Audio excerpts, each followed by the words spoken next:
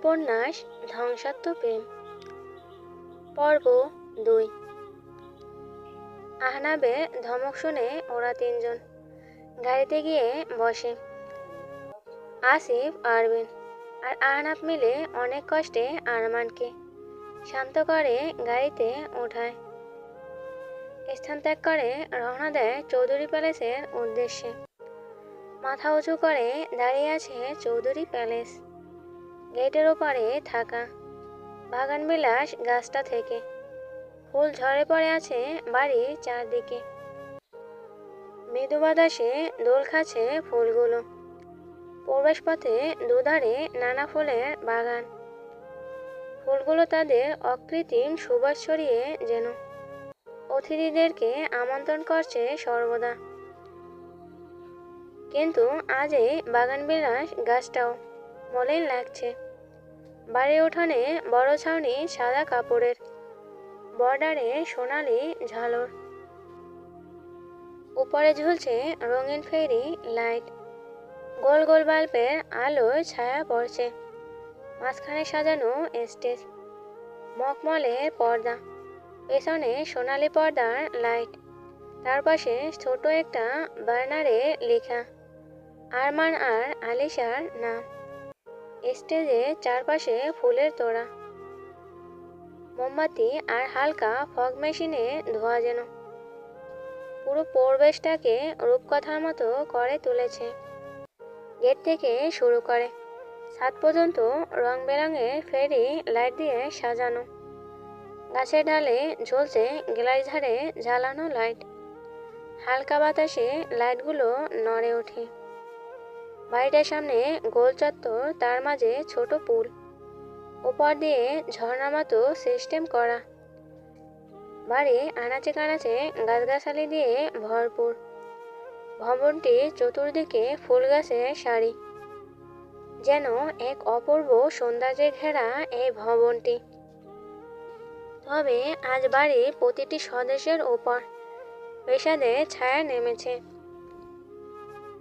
যেখানে ওনাদের আদরের ছেলেটা এই অবস্থায়, সেখানে ওনারা শান্তিতে থাকবে কি করে? কত বড় পরিবার, এই কথায় যাকে বলে যৌথ পরিবার। বিশাল বড় ড্রয়িং রুমে সকলে অপেক্ষা করছে বাড়ির ছেলেদের জন্য। কারো মনের অবস্থা ভালো নেই। তাদের ছেলেটা যে আলিশার জন্য কতটা বেপরোয়া তারা সেটা জানে। এই ৩ বছর ধরে আরমান মন প্রাণ দিয়ে ভালোবাসে আলিশাকে, সেটা কারোই অজানা নয়। পরিবারে কারোই তেমন এই বিয়েতে মত ছিল না, কিন্তু ছেলে খুশির জন্য সবই মেনে নিয়ে ধুমধাম করে তাদের বিয়ে দিচ্ছিল। কিন্তু কি থেকে কি হয়ে গেল। ছেলে সেই খুশিতে কারো নজর লাগলো। কালকে শুনেছে হাসপাতালে লিসার জন্য নাকি আরমান প্রচুর পাগলামি করেছে। আরমানের মা তাহমিনা চৌধুরীকে ঘিরে আছে ঘরের সকল মেয়ে বউরা। তাকে সামলাতে ব্যস্ত সকলে। আরমানের বাবা আরশাদ চৌধুরী গম্ভীর মুখ করে তার স্ত্রীর দিকে তাকিয়ে আছেন। আজ নিজেকে বড্ড অসহায় লাগছে তার। হঠাৎ গাড়ির শব্দে সকলেই হকচকিয়ে তাকায়। দরজা খোলাই আছে। সকলের দৃষ্টি এবার সম্মুখে পানে। বাড়ির ছেলেদের দেখে বোঝাই যাচ্ছে কতটা ধকল গিয়েছে। সবার পরে আরমানকে নিয়ে হাজির হয় আরবিন, আসিফ, আহনাব। আরমানকে দেখে সকলেই আঁতকে ওঠে। তাহমিনা বেগমকে কেউ আর ধরে রাখতে পারে না। সন্তান যেমনই হোক না কেন, মায়ের কাছে সে সবসময় প্রাণের থেকেও বেশি থাকে। সে তার ছেলেকে আষ্টে পৃষ্ঠে জড়িয়ে ধরে হাউমাউ করে কেঁদে ওঠে। এক নিমিষে চেহারা কি হাল করেছে তা তিনি সহ্য করতে পারলেন না। আরমান দেহের ভর ছেড়ে দিয়ে হাঁটু গেড়ে বসে পড়ে। কেউ আর বসে থাকতে পারে না। সবাই উঠে পড়ল। এ বাড়ির মেজকর্তা আরশাদ চৌধুরী ওঠে না। সকলেই একবার আশাদ চৌধুরীকে দেখে। এই মানুষটিকে দেখে বোঝার উপায় নেই যে তার ভেতরে কি চলছে। তাহমিনা বেগমও ছেলের পাশে মেঝেতে বসে পড়ে, ছেলের পিঠে মাথায় হাত বুলিয়ে বিলাপ করছে। সবাই কাকে রেখে কাকে সামলাবে ভেবে পাচ্ছে না। তাহমিনা বেগম কান্না মিশ্রিত অভিযোগের স্বরে বললেন, এমন কেন করছিস বাবা? নিজের এমন অবস্থা করলে কিভাবে চলবে? তুই একটাবার নিজের পরিবারের কথা ভাবছিস না, নিজের মায়ের কথা ভাবছিস না। তোকে এভাবে দেখে তোর মায়ের কত কষ্ট হচ্ছে বুঝছিস না তুই? আরমান মাথা নিচু করে মায়ের কোলে মাথা রেখে ফুপিয়ে উঠে বলে, মা, আমার লিসা পাখি মা। ও ও ওর গাড়িতে হঠাৎ আগুন ধরে গেল, আমার সামনে ধীরে ধীরে ঝলসে গেল। আমি কিছুই করতে পারিনি মা। আমি নিরুপায় ছিলাম। আমি ওর কাছে যেতে পারিনি মা। ও আমার ওপর প্রচুর রাগ করেছে মা। ও আমার ডাকে সাড়া কেন দিচ্ছে না? ওকে কতবার ডেকেছি, ও আমার কাছে আসছে না। ওকে ছাড়া কিভাবে থাকবো? আমি কি করে বাঁচবো মা? তাহমিনা বেগমের ছেলের এহেন বাক্য বুক ফেটে যাচ্ছে। তার ছেলেটা না জানি কতটা ভালোবাসে ওই মেয়েটাকে। আরমানের বোন আশনুবা তাহমিনা বেগমের কাছে গিয়ে বলে, মা, ভাইয়াকে আগে রুমে নিয়ে যেতে হবে। দেখতে পারছো না কি হাল করেছে নিজে? সেই সাথে তুমিও যদি এমন করো তাহলে আমরা কোথায় যাব? তাহমিনা বেগম ছেলেকে ছেড়ে দেয়। আরমান তাহমিনার খুব আদরের ছেলে। সে চোখের পানি মোছে আহনাবকে উদ্দেশ্য করে বলে, তুই ওকে নিয়ে যা রুমে, ফ্রেশ করিয়ে অপেক্ষা কর। আমি ওপরে খাবার নিয়ে যাচ্ছি। আরমানকে আহনাব আর আরবিন ধরে ওঠায়। আরমানের শরীরে যেন কোনো শক্তি অবশিষ্ট নেই, সম্পূর্ণ ভর ছেড়ে দিয়েছে। আরমানের সেজো চাচা আনবির চৌধুরী এগিয়ে এসে বলেন, সাবধানে নিয়ে যাও, দেখছিস তো কেমন দুলছে। আরবিন মাথা ঝাঁকিয়ে বলে, তুমি চিন্তা করো না সেজো আব্বু, ওকে নিয়ে যাচ্ছি আমরা। আনবির চৌধুরী দীর্ঘ নিঃশ্বাস ফেললেন। ছেলেটার জন্য তারও চিন্তা হয়, শুধুমাত্র আরশাদ চৌধুরীকে সে ভাই হয়েও বুঝতে পারে না। আরশাদ ভেতরে ভেতরে হয়তো কষ্টে ভেঙে পড়েছে, কিন্তু মুখ দেখে বুঝবার জো নেই। সে ভাঙবে তবুও মুচকাবে না।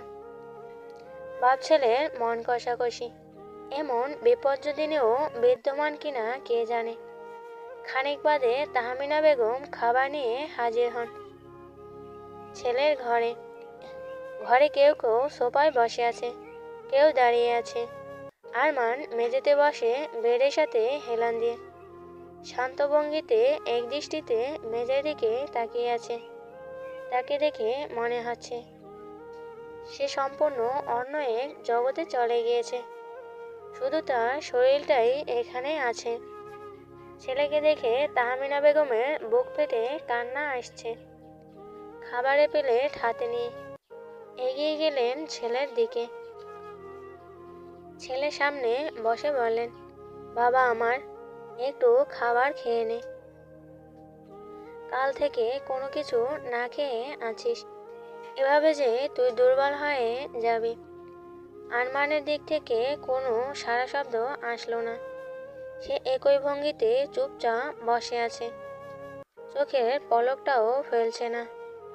তাহমিনা বেগম প্লেট হাতে নিয়ে খাবারের লোকমা ধরলেন আরমানের সামনে। সে আবার ধীরে ধীরে চোখ তুলে তাকালো।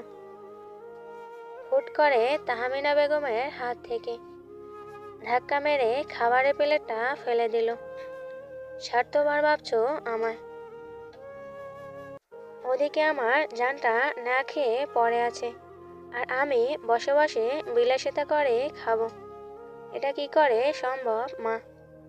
সে বসা থেকে খুব কষ্টে উঠে দাঁড়ায়। আসিফ এগিয়ে এসে ওকে ধরে, জিজ্ঞেস করে, কি করছিস তুই? আরমান উত্তর দেয়, আমার লিসা না খেয়ে আছে, ও খিদে সহ্য করতে পারে না, ওর নিশ্চয়ই খুব কষ্ট হচ্ছে, আমি ওর জন্য খাবার নিয়ে যাব। সে আসিফের হাত ধাক্কা দিয়ে সরিয়ে আবার রুম থেকে বের হয়ে যায়। তার ভাইয়েরাও তার পেছনে ছোটে তাকে ধরার জন্য।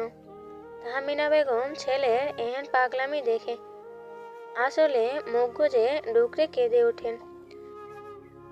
আরমানকে আর কে ঠেকায়? শরীরের মধ্যে যেন দানবী শক্তি এসে গেছে। সে এক ছুটে ঘর থেকে বের হয়, সিঁড়ি দিয়ে নিচে নেমে যায়। বাকিরাও আরমানের পিছু পিছু ঘর থেকে ছুটে আসে। আরমান নিচে নেমে সোজা রান্নাঘরে যায়। কেবিন থেকে একটা বক্স নামিয়ে বক্সে খাবার নিতে শুরু করে। কিছু খাবার বক্সে নিয়ে আবার বেরিয়ে আসে। আরবেন ওর সামনে গিয়ে দাঁড়ায়। কোথায় যাচ্ছিস তুই? খাবার নিয়ে।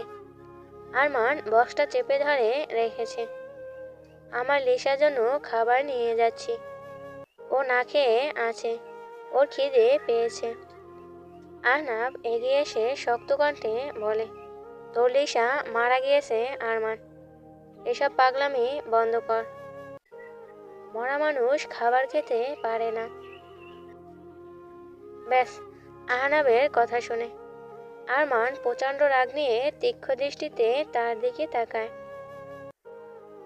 হঠাৎ রাগে কটমট করতে করতে আহনাবের কলার চেপে ধরে। আহনাব হতবাক, সেই সাথে বাড়ির অন্যরাও। আরমান চেঁচিয়ে বলে ওঠে, খবরদার ভাইয়া, একদম আজে বাজে কথা বলবে না। আমার লিসা মরেনি, একদম বাজে কথা বলবে না। ওর নামে যদি আরেকটা বাজে কথা বলছো তাহলে জানে মেরে দেব। সবাই আরমানকে টেনে ধরে, কিন্তু আরমানকে ছাড়ানো যাচ্ছে না। ওর পাগলামি আরও বেড়ে গেছে। অবস্থা বেগতি দেখে আসিফ কল লাগায় এই বাড়ির পারিবারিক ডাক্তার সাদিকুর রহমানকে। এতক্ষণে সবাই আরমানকে সামাল দিতে গিয়ে নাজেহাল অবস্থা করে ফেলেছে নিজেদের। এরই মাঝে ডক্টরকে দেখে সকলেই থেমে যায়। আরমান ডক্টরকে দেখে বুড়ুকুসকে তাকায়, কিন্তু পাত্তা দেয় না, বরং দ্বিগুণ উদ্বিগ্ন হয়ে বলে, আমার লিসা একা একা ভয় পাচ্ছে, আমি ওর কাছে যাব। উনি এখানে কি করছে? ওনাকে এক্ষুনি বেরিয়ে যেতে বলো। তাহমিনা বেগম যেন স্তব্ধ। তার ছেলের এমন অবস্থা তিনি মানতে পারছেন না। ফাহিম মাঝ থেকে বলে ওঠে, ডক্টর, এর মাথা খারাপ হয়ে গেছে। লিসা লিসা বলে মাথা খারাপ করে দিচ্ছে। যে মেয়েটা মারা গেছে ওকে কোথায় পাবে সে? আজ তো বড় ভাইয়ের গায়ে হাত উঠাতে পিছু পা হয়নি। কত বড় সাহস ওর! তাহমিনা বেগম অসহায় চাউনিতে একবার তাকায় আরমানের দিকে, আরেকবার আরশাদ সাহেবের দিকে। ছেলেটা চোখ মুখ লাল হয়ে গেছে। দুনিয়ার কোনো হুঁশ তার নেই, যেন বেঁচে থেকেও মৃত হয়ে গেছে।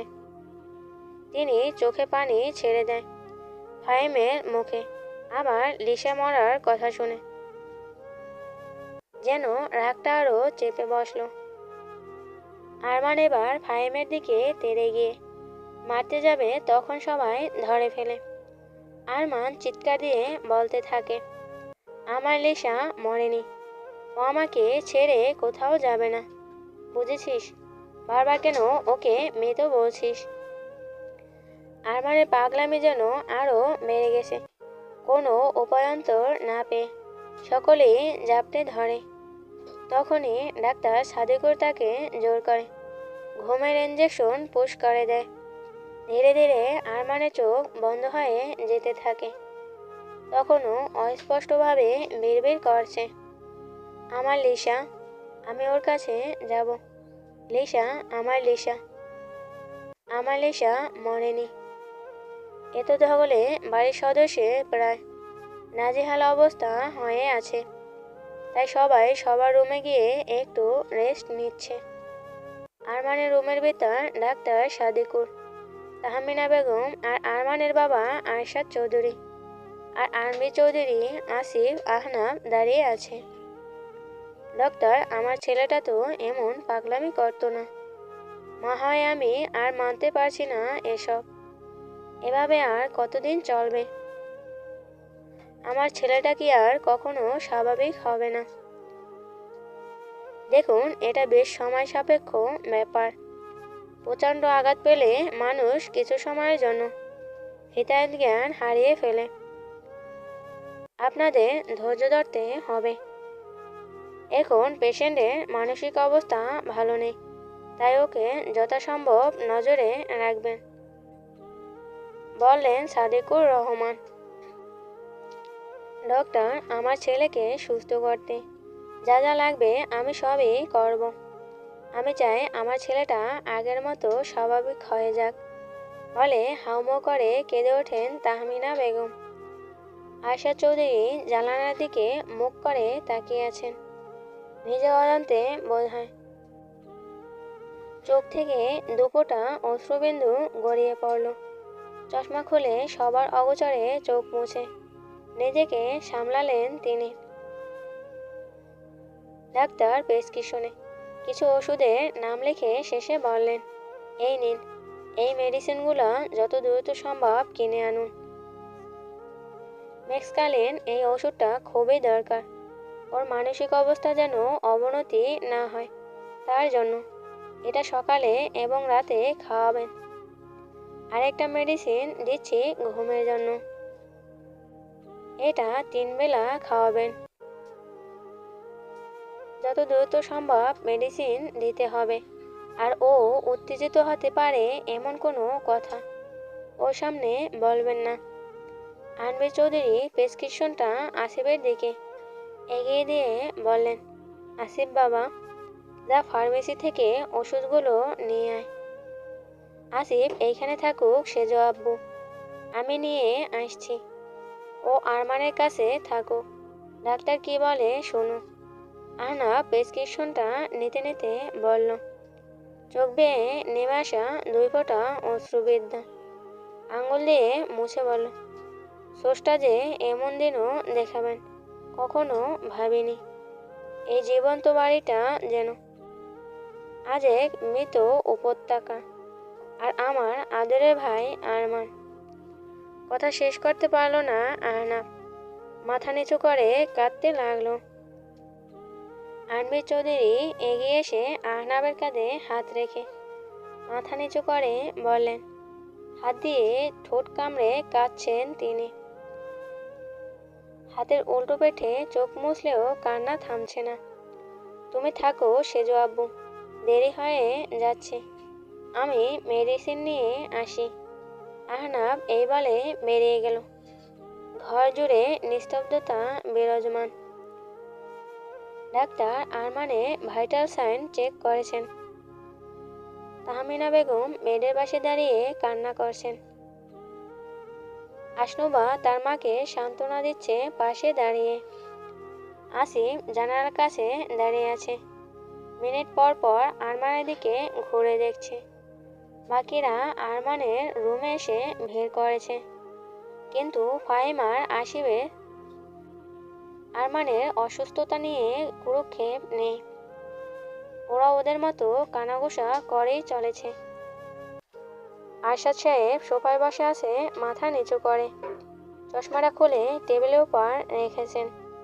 ডাক্তার সব নোট করা শেষে বললেন, পেশেন্টের অবস্থা সত্যি খুব করুণ। এমন চলতে থাকলে তাকে হয়তো আর কোনোদিন স্বাভাবিক জীবনে ফেরানো সম্ভব হবে না। আরশাদ সাহেব সোফা থেকে ওঠে ডক্টরের পাশে গিয়ে দাঁড়ালেন। আমার ছেলেটাকে ঠিক করে দিন। বলেন কি করলে আমার ছেলে ঠিক হয়ে যাবে। আমরা সব করব। সবাই এক মুহূর্তের জন্য থমকে গেল। শক্তপোক্ত আয়শা চৌধুরী যেন সমস্ত মানবাভিমানে বাঁধ ভাঙলেন। লোহার ন্যায় হৃদয় ছেলের জন্য গলে গেলেন, পানিতে পরিণত হলো।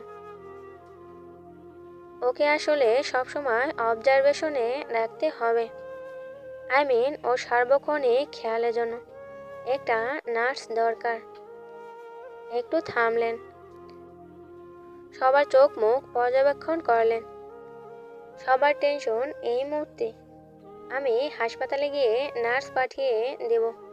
আর একটা কথা, ওকে একজন মনোরোগী বিশেষজ্ঞ দেখানো উচিত। আমার পরিচিত একজন আছেন, তাকে দেখাতে পারেন। আপনার যা ভালো মনে হয় তাই করুন, তবুও আমার ছেলেটাকে সুস্থ করে তুলুন, বললেন আয়শা চৌধুরী।